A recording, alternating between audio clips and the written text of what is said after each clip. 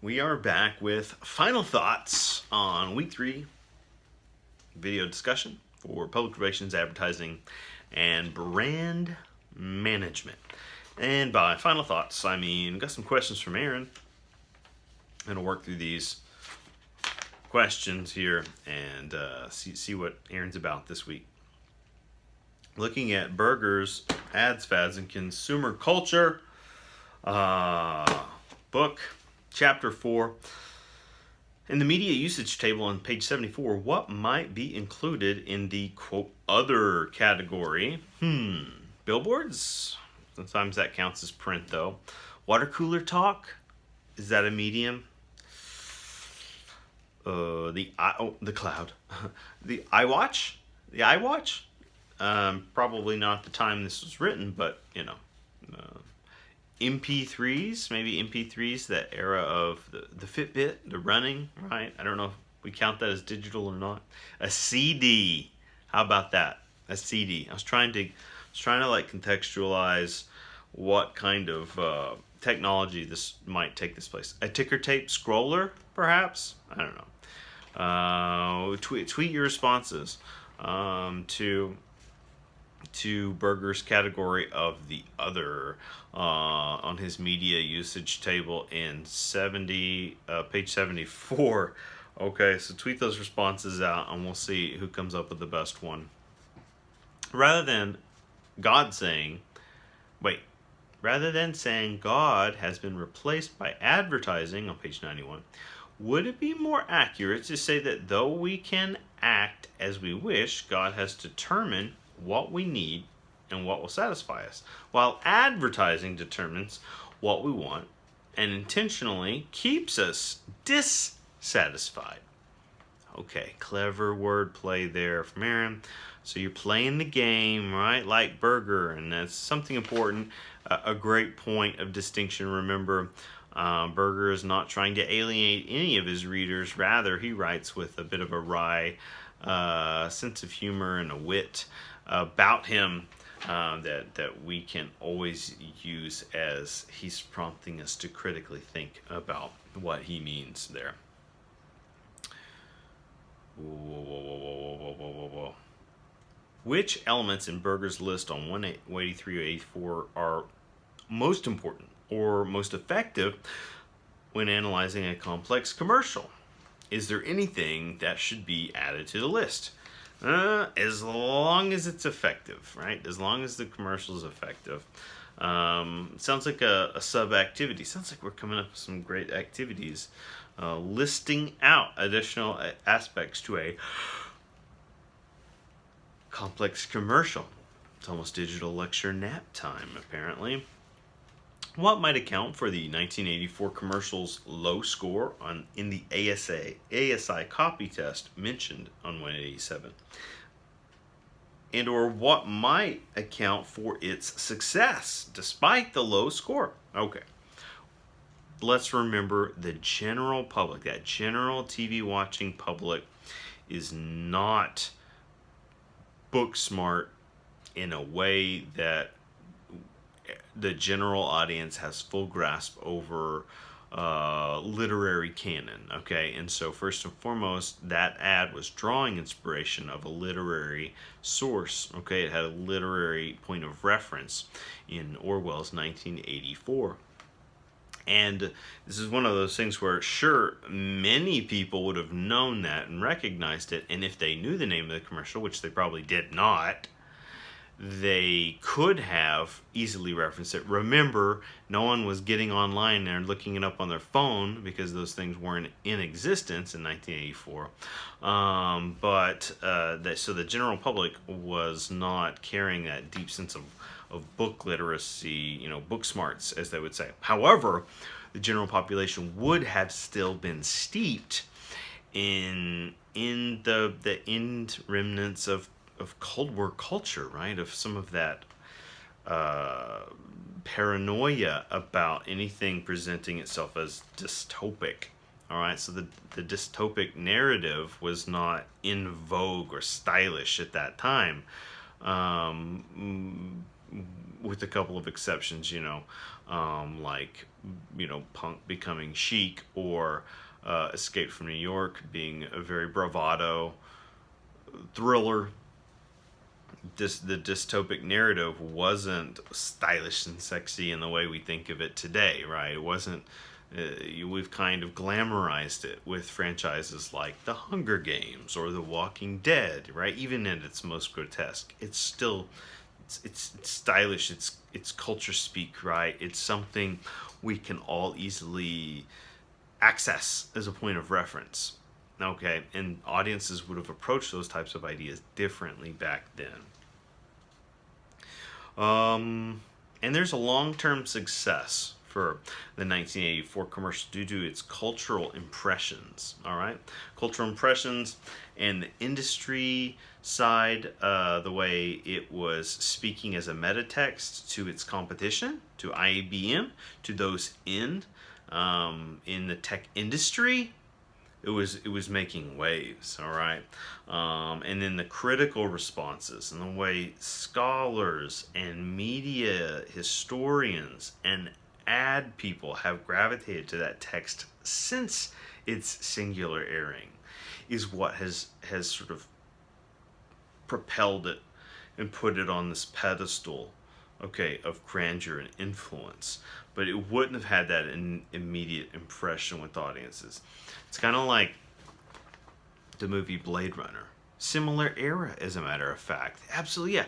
2 years prior, the movie Blade Runner comes out in 1982.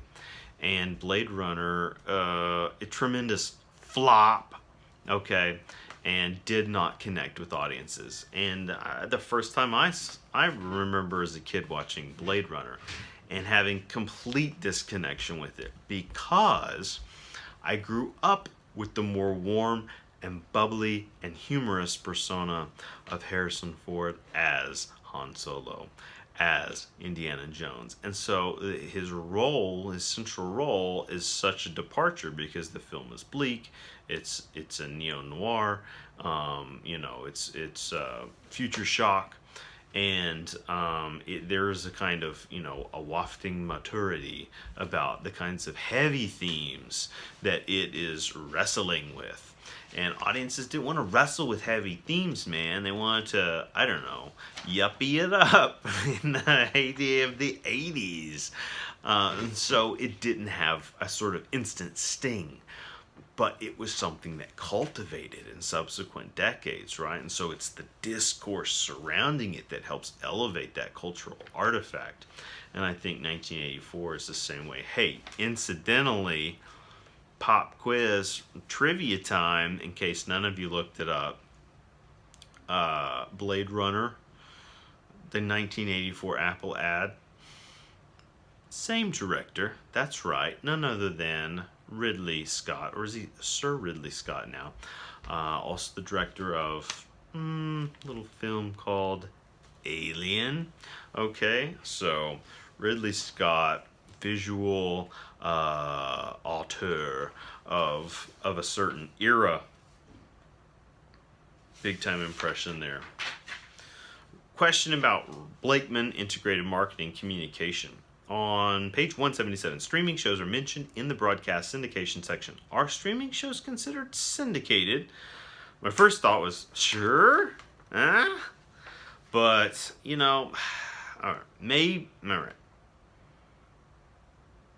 This got me thinking about something about even the nature of, publications and the power we can sometimes unconsciously or consciously ascribe to even the authors of texts or whatever. It made me think maybe streaming apps, services, what have you, brands weren't taken serious enough for the second edition of the book. But I did receive recently, but not recent enough to review it or implement it for our course, the newest edition of Integrated Marketing Communication. So I did a chapter-to-chapter comparison to help answer this question sparked by Aaron.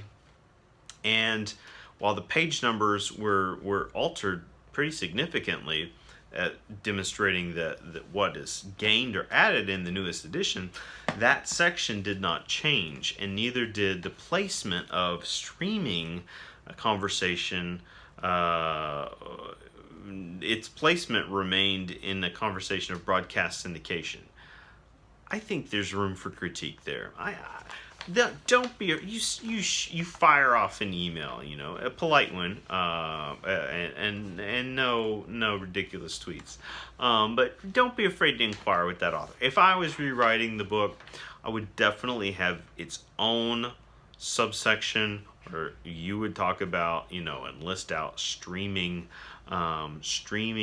as its own form of mass mediated communication. Okay, it's earned it by this point, but maybe even it's just going under the radar in a couple of places. Blakeman says strategically, quote, "There is no approach, appeal, or execution technique that does not work for television," end quote, 181. This seems like a broad statement. Is there really no, quote, approach, appeal, or execution technique, end quote, that wouldn't work for television? How? Again, I think Erin's ready to move. She's smelling, right? There's blood in the water. She's a croc. She's gonna move here on Blakeman. She's got a new update of the book. She's already writing in her head. Yeah, it's all about the message. All right, audio plus video. You can't just assign that to television anymore. I think that's a double whammy here and back-to-back critiques.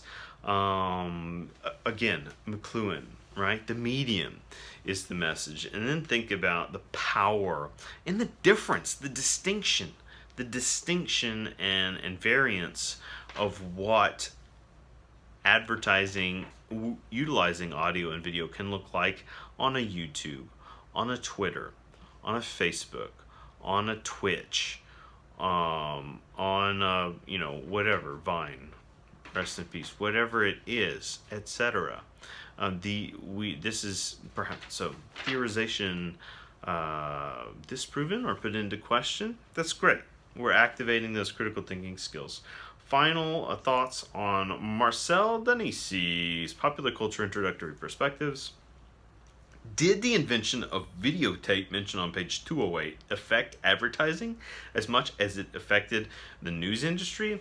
Once again, I commented earlier on this paranoia or concern about the end of advertising, and really it's misleading. We find new it's like the quotation in Jurassic Park, life finds a way, all right? Like advertising finds a way, right? So this makes me now want to watch the Matrix, because when there's a scene where Agent Smith is comparing humanity to a virus that's sort of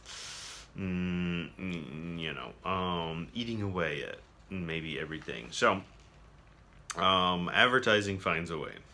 On page 221, we read, quote, "A political or military conflict that gets airtime becomes a historical event," end quote.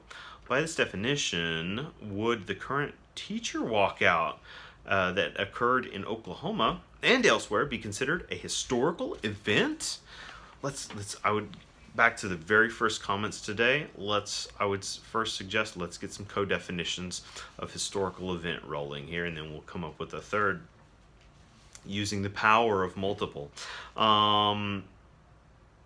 The use of this particular term in relation to this event and subsequent legislation has been debated in social media over the last few days. I'm glad folks have noticed that was occurring. And my answer would say it depends on the actual change that occurs. Because we're seeing change in West Virginia. It was about to occur in Arizona, and then the governor stepped in, right, noble patriot, and built him a statue and says we're going to give him a 20% raise increase. And then meanwhile, Oklahoma legislators, we'll see what happens in the future, but governor is comparing teachers to like teenagers that want a new car and asking for too much, greedy this, that, right? And that's a messy black hole we don't want to go down to. So Oklahoma could still do nothing, and then it would be a non-historical event. I guess we could put it that way. Thanks, folks. It's been excellent. Look forward to more in week 4. Thank you.